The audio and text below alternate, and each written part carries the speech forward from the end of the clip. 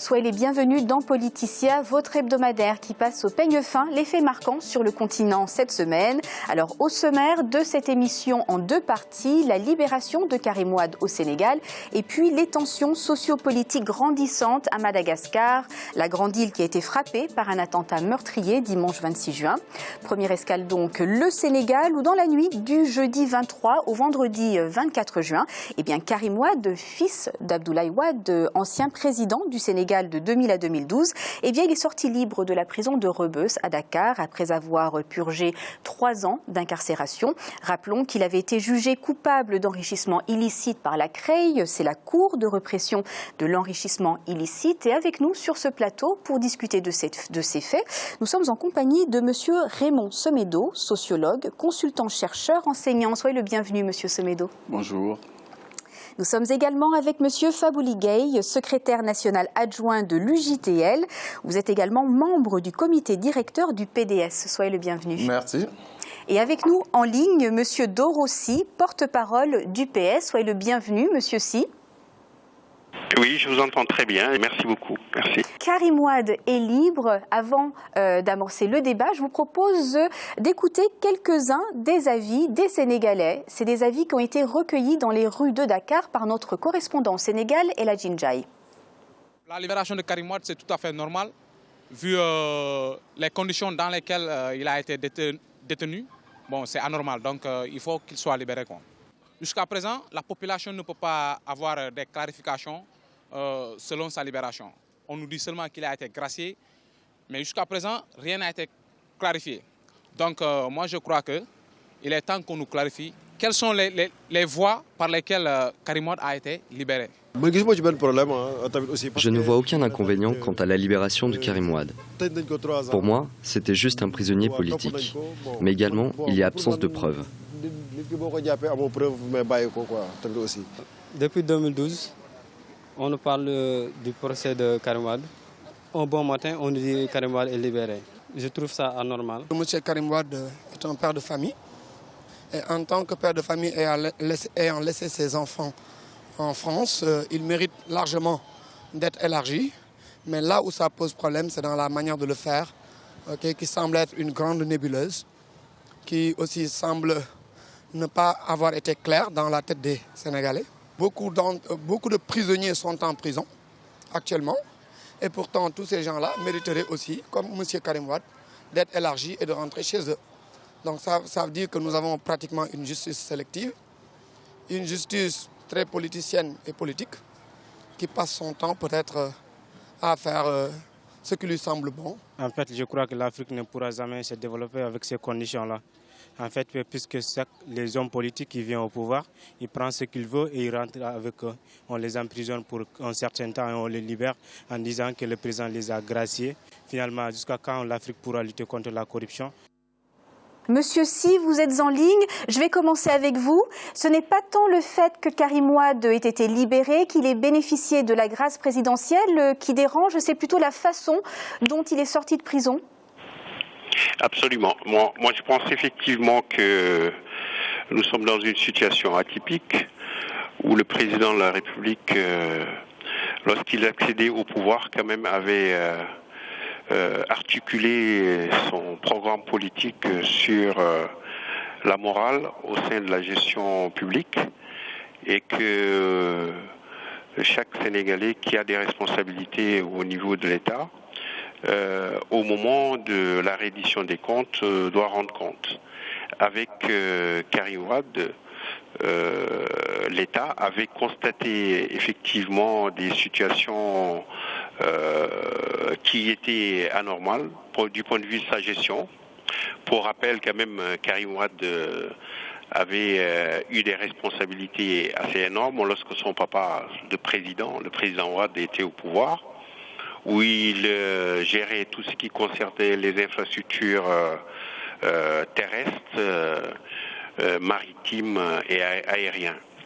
Donc, on a constaté une situation de gestion donc anormale et il y a eu une chambre, c'est-à-dire une juridiction, la CREI, et qui a pris en charge, parce qu'elle existait dans l'arsenal juridique sénégalais, Ça a été créé par le président Abdou Diouf en 80. Voilà, elle était dormante, cette CREI, en tout cas. Mais elle existait dans l'arsenal juridique sénégalais. Donc, le procès a eu lieu dans les conditions que nous savons. Nous savons qu'effectivement, les conditions ne sont pas toujours acceptables pour un État de droit. Mais quoique, on est allé jusqu'au bout et que le ministre, le citoyen Karim Wade, a été condamné à 6 ans de prison. Monsieur Gaye, j'aimerais vous demander, pourquoi cet envol immédiat vers Qatar et pourquoi cette libération à l'aube? Je voudrais vous remercier et je voudrais aussi, si vous me le permettez, de préciser que Karim Wade n'a pas été condamné pour faute de gestion. Il n'a pas été condamné pour corruption. Il n'a pas été condamné pour détournement de deniers publics. Donc, Karim Wade est poursuivi. Enrichissement illicite, c'est pas similaire finalement? Pas du tout alors. Pas du tout alors. Et d'ailleurs, le juge l'a précisé dans ses arrêts. Il a indiqué clairement que la corruption, le détournement de deniers publics sont disqualifiés. Donc, Karim Wade est poursuivi pour enrichissement des biens supposés mal acquis. Il faut aussi mentionner que c'est une grâce présidentielle, ce n'est pas une amnistie, donc il va devoir rembourser. Karim Wade n'a jamais demandé à être gracié, il n'a jamais sollicité la mansuétude du chef de l'État ou de qui que ce soit. Il entendait en tout cas continuer à endurer d'une très belle endurance, en tout cas, cette épreuve, parce que nous faisons partie de ceux qui continuent à croire que la détention de Karim Wade a été une détention arbitraire, parce que le groupe de travail des Nations Unies sur la détention arbitraire avait demandé à l'État sénégalais de libérer immédiatement et sans condition Karim Wade et de réparer les préjudices qu'il a subis jusque-là. Donc que le président de la République trouve une formule pour l'élargir, c'est lui qui sait pourquoi il a procédé de la sorte. Mais ce qui continue à nous habiter et qui nous intéresse, c'est que Karim Wade était un détenu arbitraire et a été détenu. Mais pourtant, de l'argent a même été recouvré. Le ministre de la Justice a même annoncé que 50 milliards ont été récupérés. Mais si ça lui permet en tout cas de se justifier devant l'opinion, c'est son problème. Mais jusqu'au moment où je parle, aucune loi rectificative en tout cas n'a été adoptée à l'Assemblée nationale pour inscrire cet argent en recette. Donc dire que 50 milliards ont été recouvrés, je considère que le ministre de la Justice est dans son rôle. Et ne soyez pas surpris parce que le ministre de la Justice, depuis le départ, au départ d'abord, était contre la CREI. Il l'a condamné ouvertement parce qu'il était avocat de Bibo Bourgi. Quand il a été libéré également. Quand il a été nommé ministre de la Justice, il a eu des positions qui ne sont pas en phase avec ses convictions de départ, parce que nous avons vu un ministre de la Justice revenir sous sa responsabilité et devant lui accepter que Bibo Bourgi et Karim Wade soient condamnés par cette même CREI qu'il décriait. Donc, à quel ministre de la Justice se fier? Pourquoi cette libération qui a surpris tout le monde, qui ne s'est pas faite finalement au grand jour? Et pourquoi un avion, un jet privé je considère que du Qatar attendait Karim Wade? La libération de Karim Wade ne devait surprendre personne, parce que le chef de l'État lui-même, sur les ondes en tout cas de la RFI, a déclaré qu'il se pourrait que Karim Wade soit libéré. Et dans un passé très récent, le président s'est rendu à Touba et à Tivaouane pour, semble-t-il, déclarer que dans les jours à venir, Karim Wade serait élargi. Donc nous ne sommes pas surpris. Maintenant, pourquoi Karim est libéré à cette heure? Nous, on saurait répondre à cette question parce que nous ne sommes pas des agents de l'administration pénitentiaire, nous ne sommes pas à la chancellerie. Il appartient à l'État de se justifier et de dire au peuple sénégalais pourquoi Karim a été élargi en ces moments.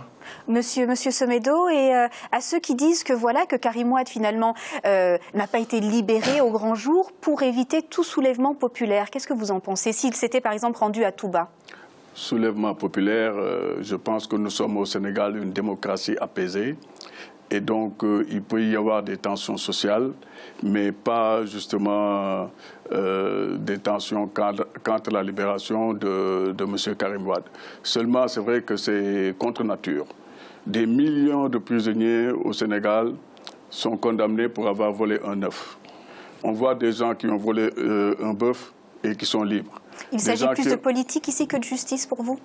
C'est une vision politique et avec une pression effectivement de certains pays du Golfe, il ne faut pas le nier, et surtout un besoin d'apaisement parce que Karim Wade et Père ont des relations dans les cercles maraboutiques du Sénégal, dans tous les cercles maraboutiques, et l'argent qui leur reste peut servir justement à corrompre pas mal de personnes pour obtenir la libération de leur progéniture. Mais alors justement, quand on parle d'argent, quand on parle de gros sous, le Qatar est souvent mentionné, pétrodollars, ça n'arrange pas les affaires finalement de Karim Wade? Le risque que nous courons avec cette libération de Karim Wade, c'est le problème du pétrole. Le Sénégal va devenir un pays exploitateur de pétrole. Le Qatar, c'est pas désintéressé que le Qatar s'occupe du Sénégal. Le Qatar s'est occupé du Mali, on a vu les résultats. Et le risque que nous courons en avoir des pays comme parapluie, le seul intérêt que le Sénégal peut avoir avec d'autres pays, n'importe quel pays, c'est de défendre ses propres intérêts. On ne peut pas soumettre l'intérêt d'une nation à l'intérêt d'un autre pays. Et ce qui se passe là, il y a eu des négociations, des tractations que nous ignorons, que nous ne pouvons pas savoir, parce qu'en fait, nous ne sommes pas initiés dans ces cercles-là. Par contre, je vais seulement dire une chose, c'est que les détournements au Sénégal sont un sport national. Depuis les indépendances, à part Mamadou Dia, les détournements colossaux ont été commis par tous les camps, les camps socialistes comme les camps libéraux. Pourquoi seul Karim Wade a été arrêté jusqu'à présent alors? Mais parce que, pourquoi Karim Wade a été arrêté? Parce qu'en fait, durant les assises nationales, on a vu tout le problème, le gigantisme, ce que j'ai appelé moi récemment dans une publication, rico subito. C'est-à-dire des gens qui sont devenus riches subitement. Des gens qui étaient des anciens pauvres, qui sont devenus des milliardaires en si peu d'années, et ils sont passés par l'argent public. Et donc, de ce fait, tous Sénégalais aujourd'hui, ceux qui ont fait Barça et Barsac, se demandent comment est-ce possible que des hommes, parce qu'ils sont politiciens, se retrouvent du jour au lendemain multimilliardaires et en plus impunis. Monsieur Sy, je voulais vous demander, Monsieur Somedo a évoqué des tractations, des deals. Idrissa Seck du Rémoui a parlé de deals secrets qui pourraient mener à la libération de Karim Wade. Est-ce que vous partagez cet avis ? Non, je pense qu'effectivement, c'est une possibilité et c'est crédible. Parce que comment peut-on sortir un prisonnier en pleine nuit et que ce prisonnier accepte d'embarquer dans un avion et partir au Qatar ? Et c'est ça qui est terrible dans cette histoire, c'est que le président Macky Sall et Karim Wade ont façonné maintenant les retrouvailles de la famille libérale. C'est simplement cette option qu'il faut retenir, c'est-à-dire que c'est fait au détriment de toutes les principes de droit qui guident l'état de droit au Sénégal, et que par ce fait, on perçoit effectivement qu'il y a un deal. Mais ça, les gens ne peuvent que le percevoir. Il y a un deal et aussi il y a un traitement différencié entre les Sénégalais. Donc, quand on va en prison, on n'est pas traité de la même manière qu'un Karim Wade qui a des pétrodollars avec lui et la puissance financière de son papa. Monsieur Gaye, il y a un deal qui a été fait?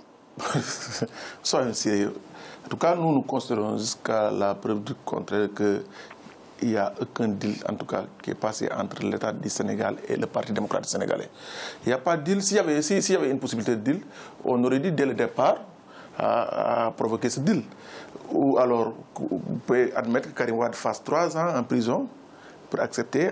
Mais c'est quand même une libération qui tombe en plein contexte de dialogue national, où on a fait pression, on avait parlé de la libération de Karim Wade durant ce dialogue. Mais soyons sérieux, nous on n'a jamais posé le débat sur la libération de Karim au niveau du dialogue, parce que nous considérons que Karim est séquestré.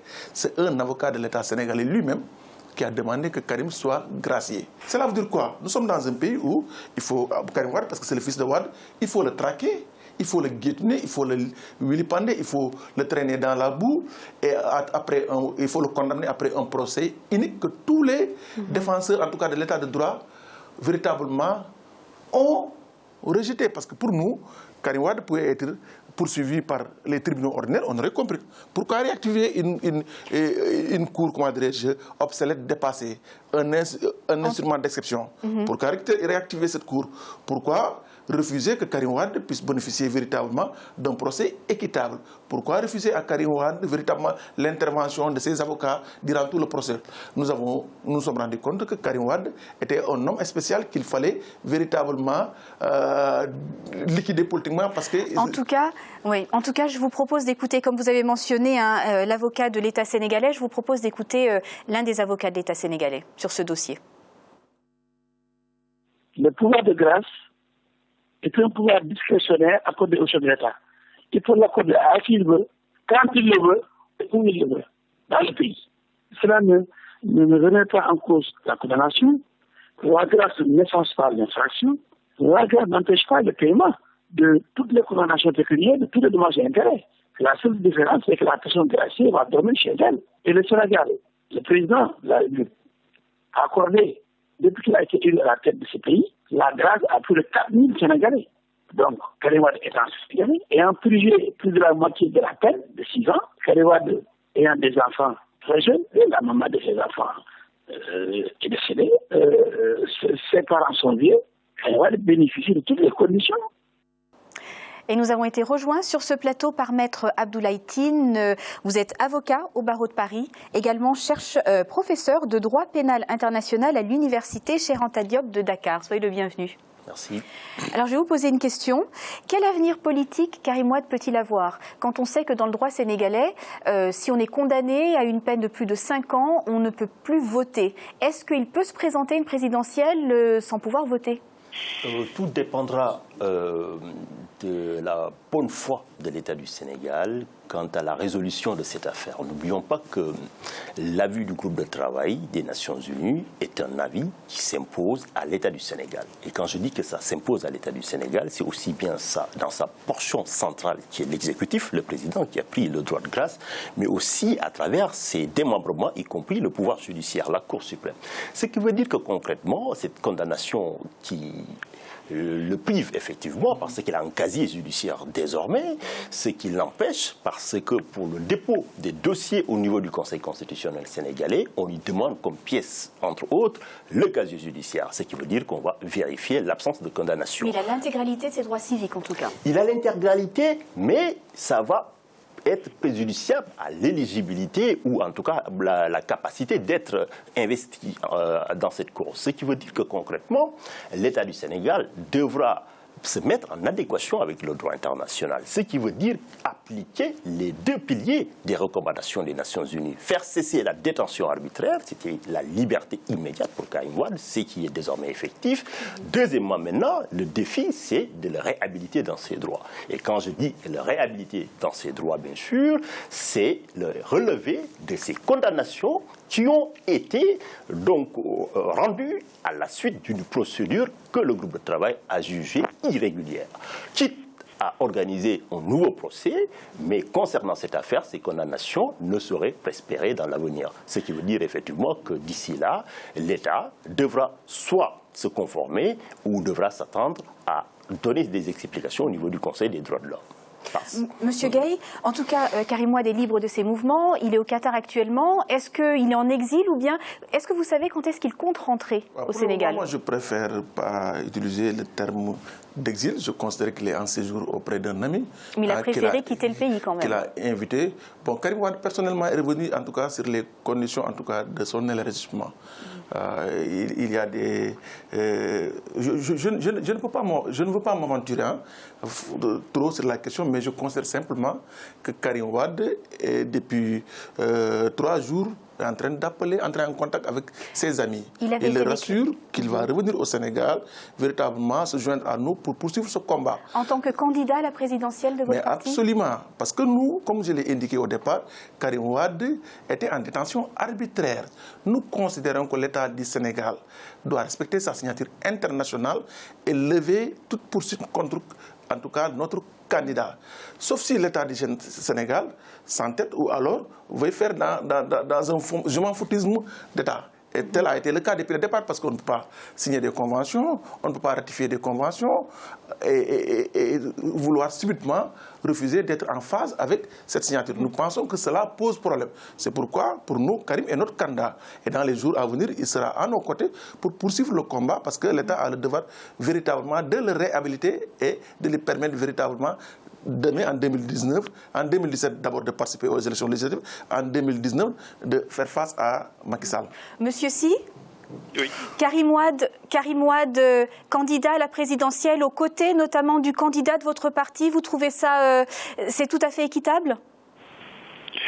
Non, mais moi je pense qu'il faut qu'on soit sérieux, quoi. Parce que le fait de dire que M. Karim Wade n'a pas accepté la grâce et qu'il est sorti dans des conditions qu'il n'a pas acceptées, ça, ce n'est pas sérieux.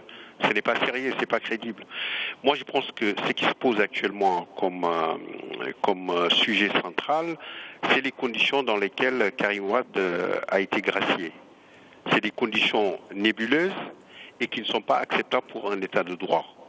On peut partir sur cette base. Maintenant, de spéculer si Karim Wade va être candidat ou non, mais ça, c'est même insulter les Sénégalais. Avant d'être candidat et de parler aux Sénégalais et d'être crédible devant les Sénégalais, il faut être propre. Et actuellement, le moins qu'on puisse dire, c'est qu'il y a une suspicion grande sur la gestion de Karim Wade. Donc il ne faut pas qu'on nous ressort cette histoire de candidature qui n'a pas de sens. Ce que le président Macky Sall doit régler, en termes de visibilité dans sa gestion des affaires publiques, c'est dans quelles conditions il a élargi le citoyen Karim Wade. Le fait qu'il aille au Qatar même, c'est déjà un signal. Aller dans un État voyou, mais je le répète avec les mots qui s'y est, qui a été condamné sur beaucoup de sujets concernant les libertés et la démocratie, mais c'est pas sérieux. Moi, je pensais que le citoyen Karim Wade, lorsqu'il sortait de prison, il allait voir ses soutiens qu'on a vus un peu partout et qui l'ont accompagné. Merci. Monsieur Semedo, Monsieur Sy a mentionné la crédibilité de Karim Wade, qu'on appelait à une époque bien Monsieur 15%, où bon, il y avait quand même eu pas mal de petits sobriquets comme ça. Aujourd'hui, il a quand même plus de crédibilité, Karim Wade. Il parle Wolof, il s'est converti à l'islam. On peut même dire qu'il est passé de personnes condamnables à peut-être une victime ou un héros. Ce qui se passe, c'est que souvent, dans l'histoire, ceux qui ont failli, après, passent pour des héros. Et ça, on peut donner une liste très longue de personnes qui ont failli et qui vont, même en France, ça existe actuellement, c'est le même climat que nous avons.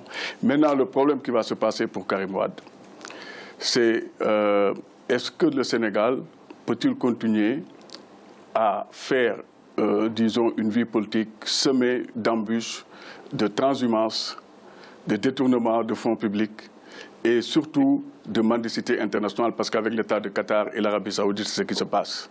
Donc nous, ce qu'on est en train de dire aujourd'hui, cette manière de faire la politique discrédite la politique. Si quelqu'un doit arriver au pouvoir, il doit être propre, c'est-à-dire propre de tout soupçon. Et si jamais, quelque part, il a fait un délit quelconque qui peut effectivement toucher à la responsabilité de l'État. Donc la grâce présidentielle, c'est pas suffisant? Pour moi, la grâce présidentielle, c'est un masque. Et mieux, actuellement, ce qui va se passer, c'est qu'il y a des millions de prisonniers. Monsieur est pénaliste, il sait ce que je suis en train de dire. J'ai visité les prisons de Dakar avant disons, dans les années 90, avant que beaucoup de gens ne le faisaient, personne ne le faisait avant. Nous l'avons fait, mais dans ces prisons-là, il y a des gens qui ont volé des choses, mais absurdes. Une mangue en prison, une banane, des choses, mais inadmissibles, mais irrécevables même sur le plan juridique. Et des fois, on les oublie parce qu'il y a une lenteur administrative, une lenteur du système judiciaire chez nous qui fait que des personnes peuvent rester durablement en prison avant d'être jugées. Et donc moi je pense, c'est un cas d'école, l'affaire Karim Wade. Pourquoi? Parce que quand on voit Abdoulaye Dia qui a fait la transhumance, qui est venu chez Wade, après qui a été lavé, l'ancien directeur de la SNCF, qui est devenu, qui voulait acheter, disons, le tronçon Dakar-Bamako et que la Banque mondiale a sursauté parce que comment se fait-il qu'un directeur d'une entreprise publique puisse acheter une compagnie de chemin de fer? Il y a de quoi rebondir dans ce pays. Et ce que j'ai appelé Rico Subito, ce sont des milliers de personnes sous Wade, des gens qui étaient très proches de Wade, qui se sont enrichis subitement. Et ça, c'est du jamais vu dans le parcours politique. Les gars du PS aussi, ils se sont enrichis, c'est évident. Quand Wade prenait la parole dans les années 98, fustiger la corruption au Sénégal, fustiger l'enrichissement illicite, c'est parce que derrière, après Abdou Diouf a créé une cour de l'enrichissement illicite, l'a créé, mais dans cette créée, quand on a touché du doigt à une histoire qui était quand même sordide, la caisse de péréquation, où, soi-disant, une partie de sa famille était impliquée, la Cour s'est arrêtée là. La Cour n'a plus instruit quoi que ce soit. Monsieur Sy, vous venez d'entendre les propos de Monsieur Semedo. Des cadres de votre parti se sont enrichis de la même façon? Oh, mais je vais même dire qu'il a peut-être raison. Mais ça, c'est un ancien temps. La marche d'une nation, c'est pour acquérir de nouveaux espaces de liberté et de démocratie.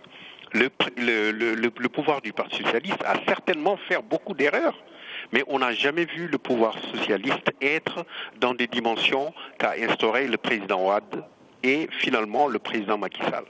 Cette liberté de Karim Wade, elle reste quand même très controversée, même s'il y a des supporters. Est-ce que finalement, ce ne sera pas l'un des grands flops du premier mandat du président Macky Sall? On serait tenté d'en conclure ainsi pour la bonne et simple raison que tout cela nous conduit à une conclusion. C'est une constatation, une leçon apprise. C'est que s'ils veulent une reddition des comptes, s'ils veulent lutter contre les phénomènes de détournement, de deniers publics, de corruption et d'enrichissement illicite, il faut le faire dans le cadre du respect du droit. En prenant le risque d'attraire Karim Wade devant une juridiction d'exception dont ils savaient d'avance qu'elle n'était pas conforme aux standards internationaux, ils se sont même condamnés eux-mêmes à avoir des décisions qui seront inefficaces sur le plan international et condamnées. Et le déroulement de la procédure est là en attesté. Donc, reddition des comptes, oui, mais dans le cadre du respect strict de l'état de droit. Les controverses vont exister. Mais l'essentiel, effectivement, c'est qu'on ne peut pas cautionner que parce qu'il s'appelle Karim Wade, qu'on puisse accepter que ses droits soient bafoués.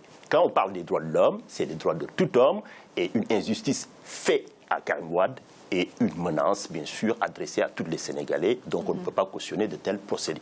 Maître Tine, merci d'avoir participé à ce débat. Merci à vous. Monsieur Gaye, merci également. Je vous en prie, merci. Monsieur Semedo, merci. Oui. Et merci à vous, Monsieur Dorossi, d'avoir été avec nous par téléphone. Merci beaucoup à vous et merci à tous mes compatriotes qui sont sur le plateau. Fin de cette première partie. On se retrouve dans quelques instants pour parler de Madagascar.